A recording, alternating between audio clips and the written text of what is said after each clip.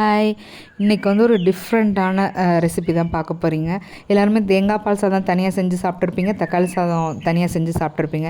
இது ரெண்டையும் மிக்ஸ் பண்ணி செஞ்சு பார்க்கலாங்களா? வாங்க ரெசிபிக்குள்ளே போகலாம். ஃபஸ்ட்டு ஒரு மிக்ஸி ஜாரில் வெங்காயம், பச்சை மிளகா, பட்டை, லவங்கம்லாம் போட்டு இந்த மாதிரி கொரகொரப்பாக அரைச்சிக்கோங்க.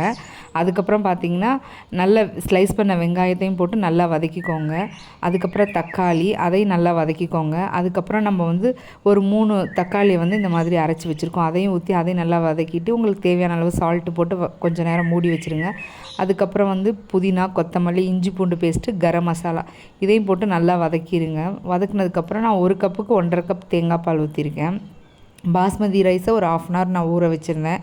அதுக்கப்புறமா 1 ஸ்பூன் வந்து பார்த்திங்கன்னா நான் வந்து மிளகாய் பொடி சேர்த்துருந்தேன். அதுக்கப்புறம் ஊற வச்ச ரைஸை போட்டு நல்லா மிக்ஸ் பண்ணி இறக்குனிங்கன்னா ஒரு டிஃப்ரெண்ட்டான டேஸ்ட்டில் தேங்காய் பால் சாதமும் இல்லாமல் தக்காளி சாதமும் இல்லாமல் ஒரு டிஃப்ரெண்ட்டான டேஸ்ட்டில் சூப்பராக வந்துருந்துச்சு. நீங்களும் இதே மாதிரி ட்ரை பண்ணுங்கள். பாய்.